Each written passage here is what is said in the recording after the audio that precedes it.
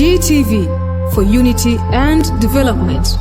أعوذ بالله من الشيطان الرجيم بسم الله الرحمن الرحيم الحمد لله الذي علم بالقلم علم الإنسان ما لم يعلم والصلاة والسلام على مبعوث رحمة للعالمين سيدنا ومولانا محمد صلى الله عليه وسلم صلى الله عليه وعلى آله وصحبه وسلم وبعد اللهم إنا نسألك فقها في الدين وزيادة في العلم وكفاية في الرزق وعافية في البدن.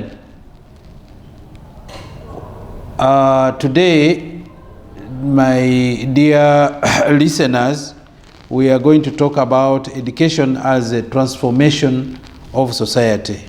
How does education help in transforming society? First of all, let me begin with the definition of what education is about. Education is the transmission of knowledge, skills, attitudes, and morals to the generation within a structured institutional framework. While transformation is the process of profound change from one state to another with the values greater than the previous one. So in one stage, when you get education, then that education should help you to transform the society, transform yourself, and then you transform the society and bring a change that has more value than the previous one. That is what is meant by education. So education is the only tool capable of causing profound transformation in society. And the form of transformation should be balanced, because you cannot talk of one aspect of transformation and then the other is not. It's not going to work like that. Everything, for example, when a baby is in the womb at the stage of cell division, you see, the transformation must take place holistically so that every organ in the body gets transformed until the time of 9 months. Then the whole system is well transformed. So education is also like this. So the good education is that education which is highly balanced. What I mean here is, first of all, the intellectual transformation. Now, so that the intellectual transformation will now lead to the second form of transformation, that is economic transformation. So after education, then you get transformation, economic transformation. Then economic transformation should cause social transformation. And social transformation should now inform the political transformation. Because when socially now people are well transformed, they can now be able to elect their leaders at an informed position. Then from political, then comes to the cultural transformation, and then spiritual transformation. When all these aspects are transformed, then that is what we call holistic transformation of the society. Nelson Mandela said in his quote, let me quote it, he says that education is the most powerful weapon you can use to change the world. You see, that's what he said, that there is no weapon superior to education if you want to make a change in this world. But now the issue is which education? Because which education is very, very important. Because he himself in South Africa had a problem. He had a war, fight with the whites during the apartheid regime. They were fighting the apartheid regime that looks at the Africans to be of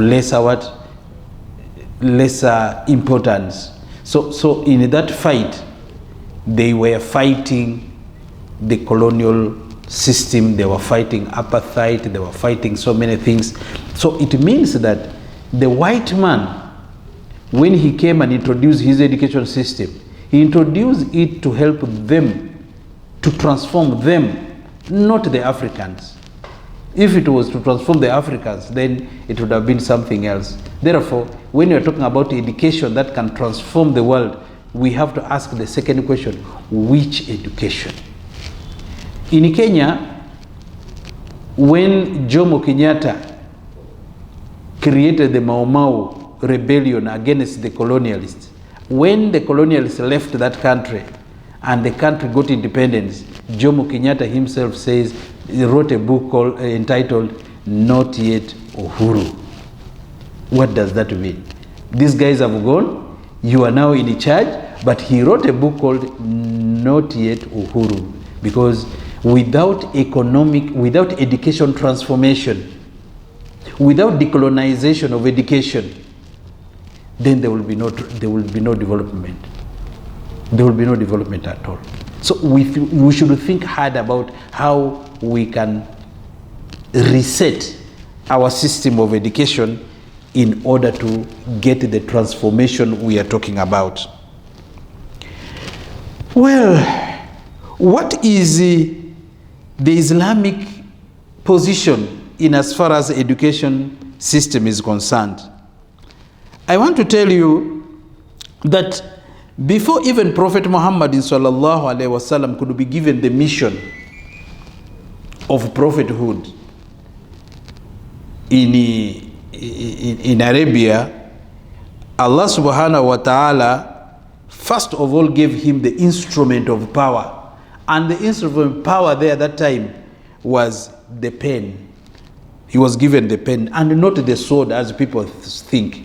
You know, there are people historians who mess up with our history and say that Islam was spread by means of the sword, which is very wrong. What Allah subhanahu wa ta'ala gave Muhammad sallallahu alayhi wa sallam for the first time was not the sword. He gave him the pen. Iqra bismi rabbika alladhi khalaq khalaqal insana min alaqin iqra wa rabbuka al-akram alladhi 'allama bil qalam. It is Allah who taught with the use of the pen. Allama al-insana ma lam ya'lam. He taught man what man did not know. And that thing that man did not know, when he gets to know it, that is the beginning of transformation. So it was the pen of the Prophet Muhammadin sallallahu alaihi wasallam that has paved the way for the modern advancement in science and technology. When I was talking about this one time in a certain fora, somebody, of course, who is not a Muslim, said, he said that this is a serious allegation. How can you allege that, in fact, that the West, which are now advanced in science and technology, are the people who started they borrowed from Islam? And where is Islam in as far as science and technology is concerned this time, if they are the big people who started it? But I want to tell you in a very short term to understand this. Yes, the Western countries got this education that today they are proud of from the Muslim world. Did you know, first of all, that the numerals that today the Westerns, the Europeans are using as numerals, did you know that these numerals are Arabic numerals? I show you this. From 1, 2, 3, 4, 5, 6, 7, 8, 9, 0. If you look at these numerals, this one, you go and Google, you'll find that they are called Arabic numerals. Why? Where are the English numerals? Why do they use the Arabic numeral? This is an evidence to tell you that Islam, Nabi Muhammadin sallallahu alaihi wasallam, is rahmatan lil alamin. He is a mercy to the whole world. And this was started, it was in the year This was a creation of one of the sheikhs called Abu Jafar Muhammad ibn Musa al-Khwarizmi. He was a polymath in the 9th century. He was born in 780 and died in 850 AD. Being a polymath means he had he studied in multiple disciplines. Not like today we study. If you are a professor or you are a PhD holder, you have a specific area of study. You know a lot about something small, very small. But for them, they study widely. If you look at Ibn Sina, this man is a mathematician, he is a scientist, there are so many things that the man encompasses. You see that kind of brain they used to have. So, Khwarizmi was the father of mathematics. And then the Europeans don't call him Al-Khwarizmi, they call him algorithm. And he is the founder of this mathematics called algorithm and algebra. So, he was the person who created these numerals 1, 2, 3, 4, 5. In fact, it was واحد, اثنين, ثلاثة, أربعة, خمسة, ستة, سبعة, ثمانية, تسعة, صفر. If you go to French now, they call it sifr. They call it sifr. Kiswahili call it sifuri. This comes from the Arabs, and it was the Al-Khwarizmi who created this. So you can ask the question again, but if it is Khwarizmi who did this, why are Arabs not using these numerals? Why are they using another type of numeral? Yes, Arabs are using another type of numeral because when this one was created, he created it in sort of angles. Because 1, it has 1 angle, 2 has 2 angles, 3 has 3 angles. He formed it in that manner. So, but the Arabs realized that if they would use this, it would confuse them with the letters, because the letter of Arabs also is full of those alphabets. Alif, Be, Te, Fe, Jim, He, He, Dal, That. These ones here, you find that also it is in a form of angle. So they feared that they may confuse some of their things. But also in Quran, Arabs, if you look at the Quran's figures, in fact, when it mentions figures, it doesn't show it in this form. It writes it in words. For example, when you see Surah Yusuf, when you say, Allah subhanahu wa ta'ala, when Yusuf is saying, Ya abati inni ara ahada ashara kawkaba wa shamsa wal qamara ra'aytuhum li sajidin. That ahada ashara, the 11 he's talking about, is written in words. So the whole Quran, if you see the mathematics in it, is in words. Actually, it's not in figures. So they did not want to cause that kind of disturbance. Instead, they had to borrow numerals from India. So what Arabs have today, when you see Wahid, the one they have now that they are using are actually Indian numerals, which they found is easy. So the Europeans found it now easy to take away the Arab numerals and use it now for the purposes of the English knowledge. Go to the computer, you will see this. You will see the Arab numerals very clearly. The words are just this, up to 0, exactly written like that, up to 0. And this is done by algorithm. That mathematics is the one that has now made computer systems to be easily innovated. So you have to thank the Muslims for that kind of education. But then the other question is, how come that if they are the founders of this science and technology, how come that it is lacking? Yes, I want to take you back to history. When do you know that do you know that Europe at that time was called the Dark Ages? But when they invaded, it was until they invaded Iraq and took away all, they looted actually, they went there actually for books. They did not go for gold, they did not go for oil, but they went there, they overthrew the country and took away all the books from that huge library called Darul Hikmah. They took it away, and from there they had to bring genius young men to come and study. After getting this, after studying in Europe, then from there, that is the time now light began coming. The golden age of Europe started now coming out. The rise of the golden age was after they looted the books in Iraq. They went and looted books in Egypt.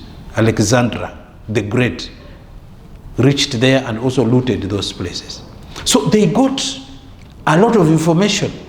They got the books of Hindi. They got the books of Khwarizmi. They collected the books of Ibn Sina, whom they now call Avicenna. Aviras. They collected these books and now they worked on it, improved on it. Now today you can hear the father of mathematics. Now they never say the father of mathematics is Khwarizmi. They will say the father of mathematics is Archimedes, who talked of Archimedes' principle. The father of mathematics is Archimedes. They will now praise people like Newton, Isaac Newton. They will now praise their own people like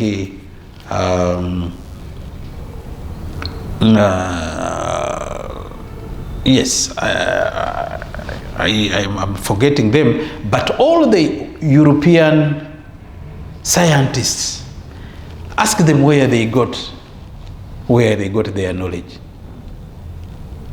Then after they set this knowledge, during the time of colonialism, when they colonized the Arab world, they set up another system of education, a system of a lower caliber to manage the people, so that you remain at the third world level, and then for them they go to the first world level. And that is the story. Here you can now know that if now these people are using the Arabic numeral, then why do you deny that it is not Islam that has brought that? So the Europeans then after that, they dropped the Roman numerals, because the Roman numerals are also confusing, because they are in form of numbers. So because of that, they could not work, or they could not use it, because it is I, 1 is I, 2 is I, 3 is I, 4 is IV, 5 is V. So that kind of numeral was confusing. So they dropped it and then adopted the Arabic numeral. So what type of education are we talking about when we're talking of education that can bring transformation? You know, in Islam, there is a education we call Arabic. We call them, when we say ilman nafi'a. Ilman nafi'a is the ilm which has a benefit. Let me work on this out. Ilm with a benefit, that is called ilman nafi'a. That's what the Prophet says, that when you are asking Allah subhanahu wa ta'ala, you ask him, Allahumma inna nas'aluka ilman nafi'a wa rizqan wasi'a wa amalan mutaqabbala. You see, ilman nafi'a, ilm that has it has a benefit. So the first world country system of education is ilman nafi'a. Why? Because it promotes innovation, it promotes critical thinking. But the third world country system of education it promotes the white collar job. That's all they wanted to do for us. You should work for them. They put you to become the RDC once you know English and you can do some bit of mathematics and something small, then you are promoted, then you are given, you become a leader, you become a town clerk. You see, you do this small work. Then that's how they began to work on us. You go, you work in your agricultural fields. There's nothing much that you can do. You are only taught to remember. And then once you remember those things you are taught, then you simply answer them and you don't go further than that. And the Europeans, first of all, when they came, I got his history that our people used to do mining, some minor mining. They can get iron out of the soil, and they can be able to know that this soil here has some minerals. They know how to detect those soils with the minerals, and then they can pick those soil, they put it in a furnace, they heat it to a certain degree, and then they can be able to extract iron out of it, and through that they can be able to make their spears, knife, and the other materials that they need from the iron that they themselves. But when the Europeans came, they had to stop that. They say, now if you want to spear, they have ready-made iron bars for you. If you want to put up your house, they are already ready-made iron bars. Then they discouraged the people from using that. And now those who knew it, when they died, the new generation that came could now, like us now, we call ourselves scientists, but we cannot go back to the land and look for this iron ores so that we can extract it. We can't. So they set for us another type of education that depends on handouts. So when we are talking about education as a means of transformation, we must also ask another question: which type of education? So sometimes we are so ignorant that they give us ranks in academic ladder. They will tell you you are now a bachelor degree holder. They will tell you you are a master's degree holder. You become so happy. They can tell you you are PhD holder. But I was one time asking them, is there any difference between the PhD of an African doctor or an African engineer and a PhD of a white man's engineer? Are these the same? They say they are the same but dissimilar. There is that dissimilarity. You understand that it is the same, but there is a dissimilarity. There is that kind of. So why is there that kind of thing? You know, there are certain knowledge that they do not allow us to go beyond. As I told you, for them, the system of education is in such a way that you follow what they call the Bloom's taxonomy. The Bloom's taxonomy is that stage, the metamorphosis of education, that you begin from the lowest, from the remembering, you come to the second understanding, you come to the third one now, comparing, you go to the fourth, evaluating, you go to the fifth, you see, analysis, then you go to the seventh now, that is now creation or innovation. You reach the stage of innovation. You can now innovate something. You remember in our country, we used to have, when you want to make a call, you used to go up to the post office to make a call. Or they will put for you in a pool. You would go there and make a line. You make a very long queue. Now, education, which education? That's what I'm talking about. Which type of education? Their type of education allowed them to think about something else that they came up with. And now we have phones. That you no longer need to go to the post office now to make a call. You can now use your own phone. to make a call. They have changed so many things. When you want a newspaper, you have to go and buy the papers. But this time, the news is already got in our phones. There was a time you want to go to the bank and bank money or withdraw money. You have to go up to the bank. But this time, our banks are now in our phones. You don't need to go anywhere. You just buy it from here. You want yaka, you buy from here. This is a knowledge that can cause innovation. And because of that, they have developed. They have made transformation in their countries. You see that?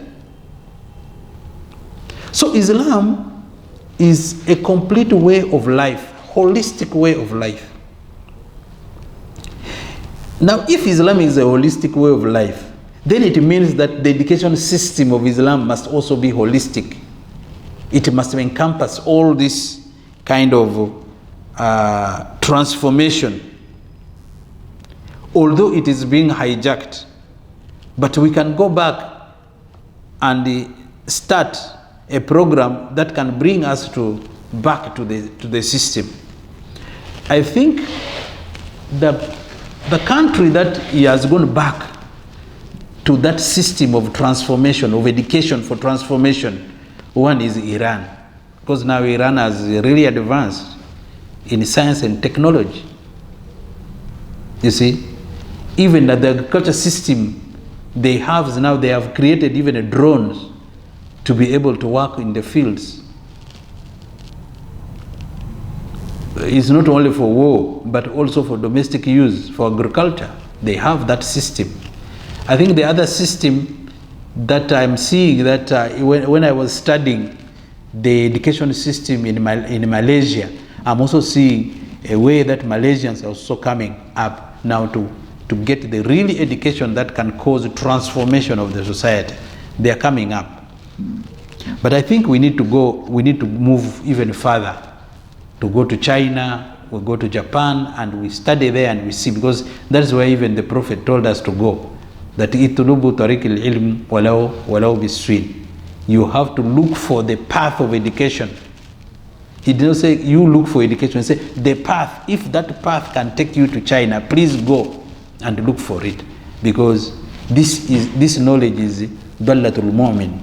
Knowledge is a lost property of a Muslim, because this was our property. It got lost from us. It went to West. So we have to look for it and bring it back, so that we can create transformation.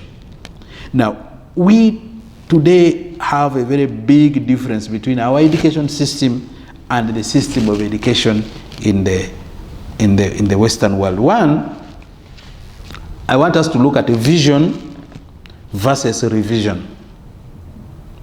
European education system allows the child to pursue his or her vision. A child is identified at the very early stage that this child, I think, the way he behaves, it means that this child is good in such and such an area. So the vision of the child is pursued. They are taught how to critically think of realizing their dreams and translate them and transform them from abstract imagination to a tangible reality. While the third world countries are subjected to revision of ideas of people with the vision. You have to make a revision of the history of the people. Then once you revise them well, you memorize them and capture them well, and then you do the examinations along that line. Then they say this is the brightest boy. The brightest boy, yes.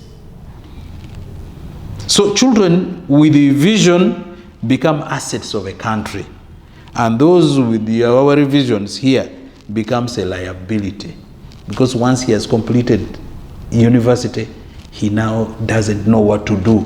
He wants someone to be the government to come and employ him and say, you be here. And that's why you see most of the people, when they come out of the university, ask them the work they do, they will tell you a different thing they are doing, far, far, far, far different from what he has, from the course he has attended. Completely two different things.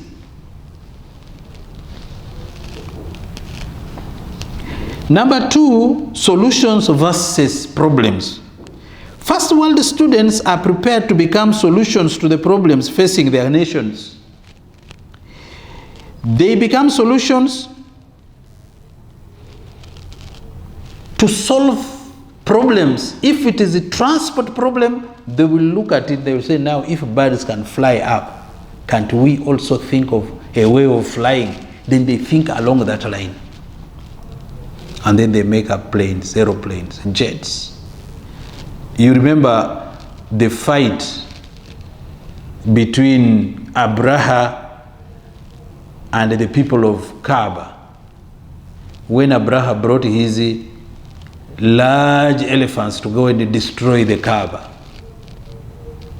Now, Allah subhanahu wa ta'ala said in the Quran that have you not seen what I have done with the people of the elephant?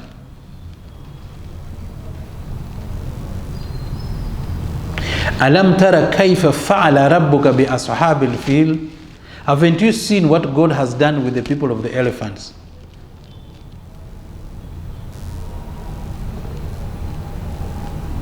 Allah, what did Allah say? He says, wa arsala alayhim tayran ababil. Alam yaj'al kaidakum fi tadlil? Have I not destroyed their plan that they were planning to destroy the Kaaba? I destroyed it. How did he destroy? He says, wa arsala alayhim tayran ababil. I sent for them birds, a swarm of birds, tarmihim bihijaratin min sijin, that destroyed them with the stones. But where are these stones coming from? They are not the ordinary stones. These are weapons. Min sijin, it's coming from heaven. Faja'alahum ka'asfin ma'akun. And see how they were destroyed. They became like dry leaves of palm. So all this, what is Allah trying to tell us? Saying, now I've told you about the plane. Now today it is the West that have now created, we have now created and innovated planes that can go and drop missiles, drop bombs on people. But it is what God has just given us the clue. The birds that threw that. From there we could also learn and see how we can also do the same. The other time I hear our President General Yoweri Kaguta Museveni was talking about the space. He says, until we also go to the space and find out our space, we cannot create a canopy on our space. If someone wants to destroy us, are we capable of covering our space? Are we capable of taking care of the marine in the water? Are we capable of going to the orbits and also see if we can also do something that we have that capability? Yes, but we have the universities. What's happening? Why are we not doing these things? So there is something that has curtailed us, and that is the system. You know, when we are talking about system, Allah subhanahu wa ta'ala, when he was creating the world, he did not just create things, he created a system. You know, when you create a system, you don't need to repeat it because the system will work on itself. For example, when he created man from soil, and then from the soil, he created man's seed, that from there now, from nutfa, when a man with a woman they can now reproduce. Now, he doesn't need again to create. That system is continuous now. He created the plants. He doesn't need to create another plant. Every generation he creates plant. No, the one he has created a system, and the system has to roll. So So our system, if we had created a system that can roll out, for example, if today Russian Federation was not having that kind of education system that has made the people innovative, they are very innovative. If they were not innovative, if they have that type of education we have here, and with the sanctions given on them, that they have to get weapons from no country, they have to depend on themselves so that it can be depleted. By now, they would have given up. They would have surrendered. But because they have their own system of education, that they are very innovative, that they can create things, then that's why they are sustaining themselves. So our system of education we should also think along that line, so that we can come out of, so that we can transform our country actually. So those guys are always educating children to become solutions to the problems, not a problem to the solution. If there are diseases, they produce children who can deal with the problem, with the diseases. If it's an issue of security, they also train children to deal with that. Administration, communication, food security. While for the third world students, they have the problem. First of all, they begin by problems. First of all, they have problem in school in paying their fees. After school, they have another problem of unemployment. They have problem with good medical facility. Always end of one problem, beginning of another problem. End of one problem, beginning of another problem. And that is the system of education that we have.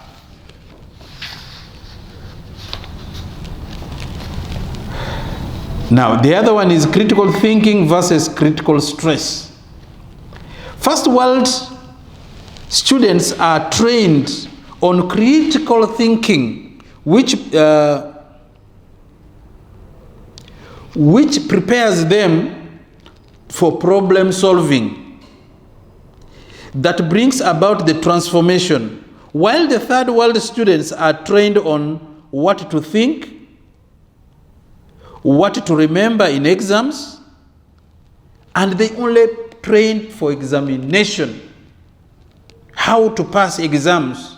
That is the most important thing now, because at the end of it, when you hear schools, schools, Muslim, Kawempe Muslim, school, Kebuli, school, Namugongo, school, Budo, King's College, school. You hear of these schools passing very well with high grades. Some of them even the whole school, the whole class pass in first grade. There is no second grade. And everybody will be happy. So at the end of it, if you are sick and your sickness is so complicated, where do you go? People fly out. Those who have money, they fly out of the country, run away from our own systems, because we don't have good systems. Let us agree that we have a problem. Because the moment you agree, you really appreciate that this is our problem. You can come out of it. But the moment you think you don't have a problem, then you become like a tortoise. Whenever he sees a problem, they only withdraw into their what? Into their shells. They will not solve a problem. Problems are supposed to be faced, not to be. No, you don't run away. You see that? That's why Sayyidina Musa alayhi salam, when he saw fire, what he did was not to withdraw. He did not retreat. He had to face it. He went nearer it and saw it, and then he faced it. So problems are supposed to be faced. You understand? So critical thinking is what they prepare their children to have. For example, if I show you this, one time I did this experiment to our students and I saw them completely failing. And I saw this model in Israel with the Israeli students. There is a paper like this large paper.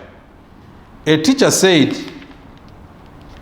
he gives this paper to one child and said, can you make a hole in this paper big enough to push the paper in your head without breaking it? The child said yes. The child took the paper, he cut in the middle here and pushed the paper in his head and it entered very well. Now to the second student, he gave a small paper like this. He told the child, can you make a hole big enough in this paper that can fit into your head? The first child looked at the paper, is small, but the other one for his friend was big. He said it is not possible. Then he gave to the second boy. The boy said yes, it is possible. Then he was given the paper to struggle. So others were given also the same small paper like this, so that they can work hard to see to it that they also make a hole big enough to fit into their heads. These students struggled and struggled and struggled and struggled, but after one full hour, one child got it right. He said, yes, I got it. And then he came with the paper and fitted the paper into his head. And then he was asked, how did you do it? He said, I knew that the paper is small, but because even if it is small, there is a way we can work it out to make a hole so that it can be large enough to fit into the head. So he said, I folded the paper like this. After folding the paper, then he started making a spiral line with a pen. After making the spiral line, then he got a razor blade and cut those spiral lines. After cutting the spiral lines, he opened the paper. Then he cut in the middle of the paper. He had to cut it up to here. Then he opened it. It became large. I have done one for you. You can see how he made the line and made the spiral cutting. You make the spiral cutting. After making the spiral cutting, then you open it. You open it. Once you open it like this, then he made the cut through the then this is the paper, which is large enough now, larger than even this one here, large enough that you can push this into your neck. Now, what does that mean? This one means critical drilling, training children for critical thinking. That a child, an African child, will definitely tell you one answer: impossible. It is not possible. And once he has said it is not possible, it means that he has closed that chapter. He will never go to it again. He'll never go. A bird is flying using its feathers. Can a human being fly there? No, it's not possible. Finish. He has closed that chapter. A fish is in the water, swimming in the water. Can a human being swim like that in a water like a fish? Impossible, because they have fins. We don't have fins. See, because they don't think again to create fins, a type of a fin that will allow them to no, they don't. That's where we stop. That is where we stop. Why are we stopping there? Not because we cannot think that way. We are not designed. They did not design us to do that. Critical thinking. Critical thinking is where you You tickle the mind of the child and leave him there to struggle. Give him time. You will find them coming up with something. But if you have this question, the insect is divided into 3 parts: the head, the thorax, and the abdomen. Class, the head, and what? The thorax and the abdomen. Do you understand? Yes. What did I say? Head, thorax, and abdomen. The child, an insect has 3 pairs of legs. 3 pairs of what? 3 pairs of legs. The front one, the second one, all together making 6 legs. Tomorrow you come and put the question. The insect has dash legs. Then the child feels that, and then you say, this child is very bright. But the Europeans don't ask such kind of questions, because that type of question leads the child not to think.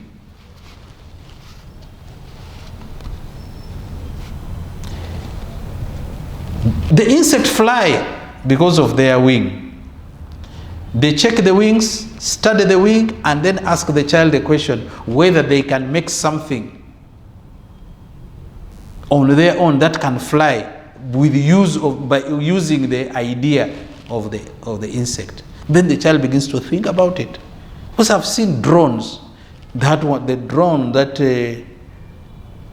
captures. There is a drone that captures.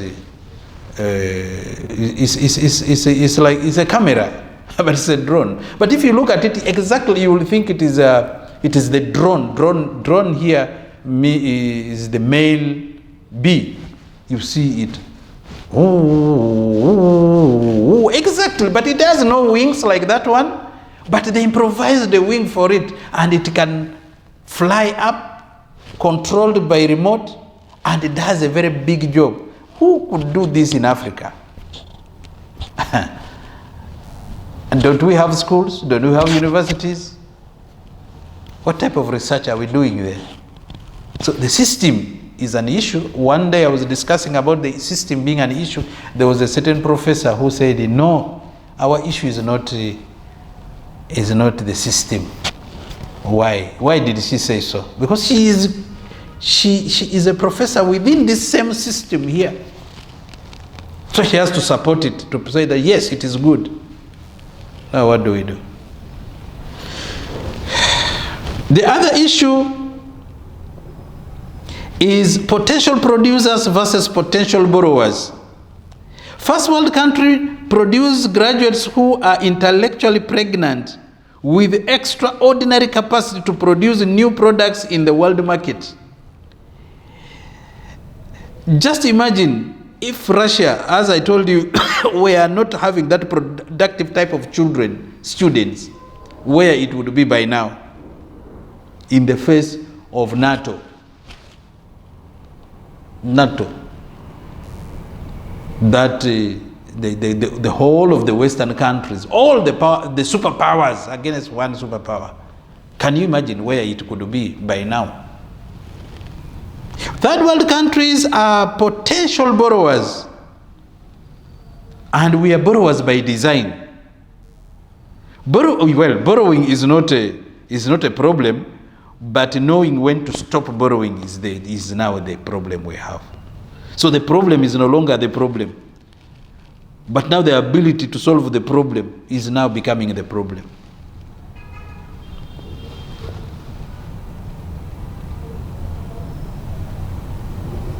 So, as soon as our graduates start using their transcript as capital and begin to write projects that can promote production, then the government will be left with no option but to fund this creativity.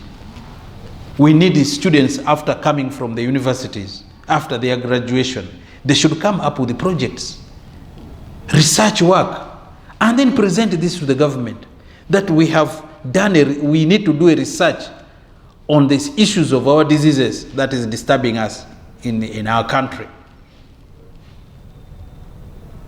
And they come up, I think the government will be ready, more than ready,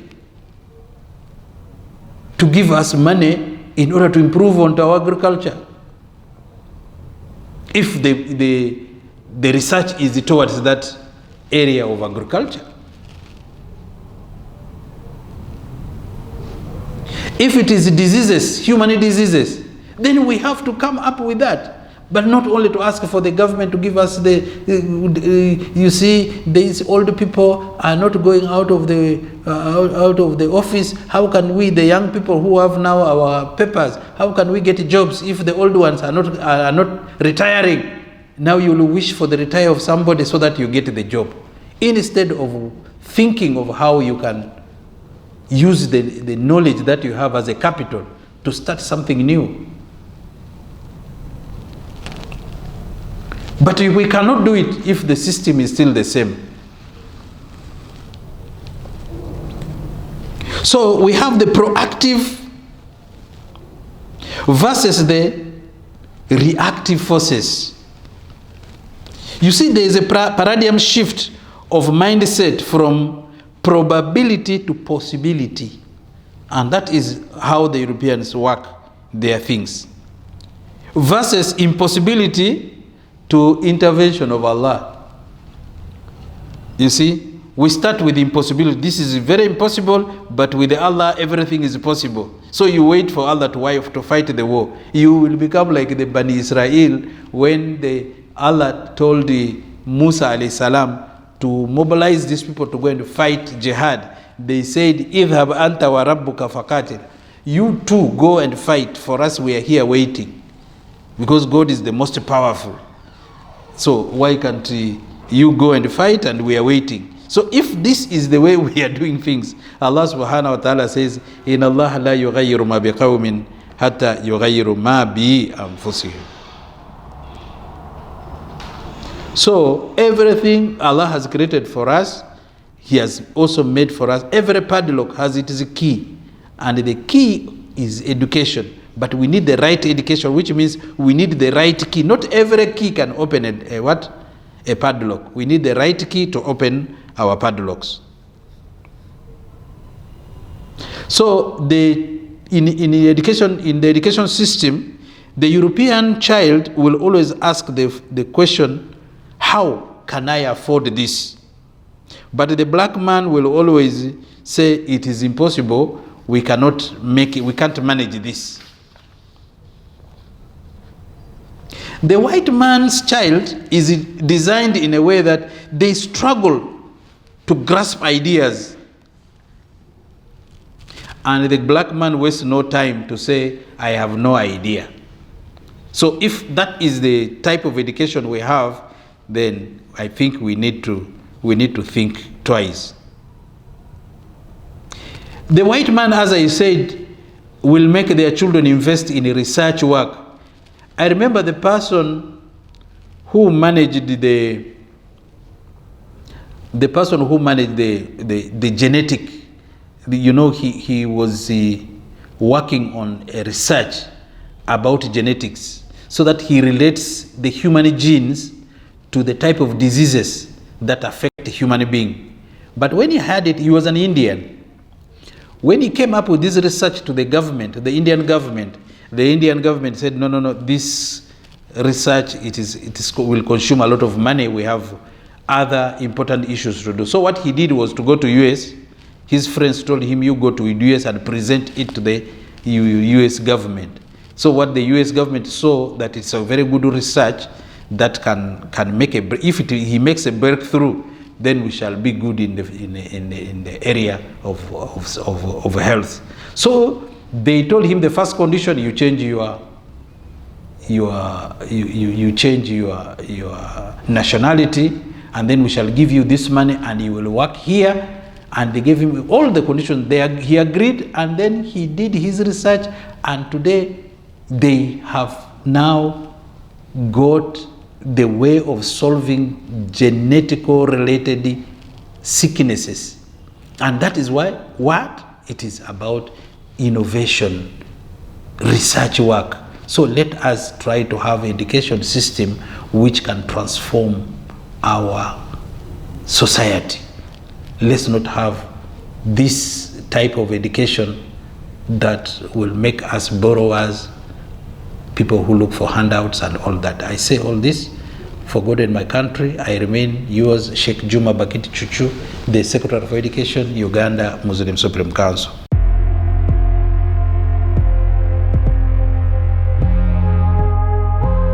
GTV, for unity and development.